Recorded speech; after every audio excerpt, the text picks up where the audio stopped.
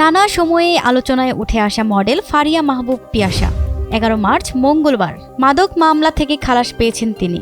ঢাকার চতুর্থ অতিরিক্ত মহানগর দায়রা জজ তারেক এজাজ এই রায় ঘোষণা করেছেন। তবে এদিন মডেল পিয়াসা আদালতে হাজির ছিলেন না। আদালত সূত্রে জানা গেছে, মামলার সাক্ষ্য প্রমাণে আসামির বিরুদ্ধে অভিযোগ প্রমাণিত না হওয়ায় খালাসের রায় দেওয়া হয়েছে। জানা গেছে 2021 সালের 1 আগস্ট পুলিশের গোয়েন্দা বিভাগ পিয়াসাকে তার বাড়িধারার বাসা থেকে গ্রেপ্তার করে। পুলিশ তার বাসা থেকে 780 পিস ইয়াবা, 8 বোতল বিদেশি মদ ও 4 ক্যান বিয়ার জব্দ করে। পরে গুলশান, ভাটারা ও খিলক্ষেত থানার আলাদা 3 মামলায় তার 8 দিনের রিমান্ড দেন বিচারক।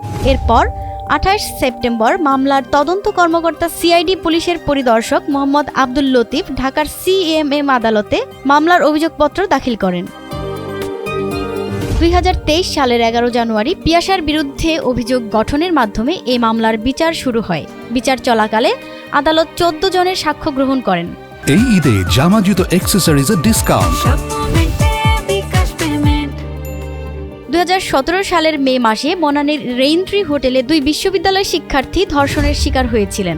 ওই ঘটনায় দায়ের হওয়া মামলার এজাহারের নাম ছিল ফারিয়া মাহবুব পিয়াসার। প্রথমে মামলা করতে ভুক্তভোগীদের সহযোগিতা করেছিলেন পিয়াসা, কিন্তু সেই পিয়াসার বিরুদ্ধেই আবার মামলা তুলে নেওয়ার হুমকির অভিযোগে জিডি করেছিলেন ভুক্তভোগী।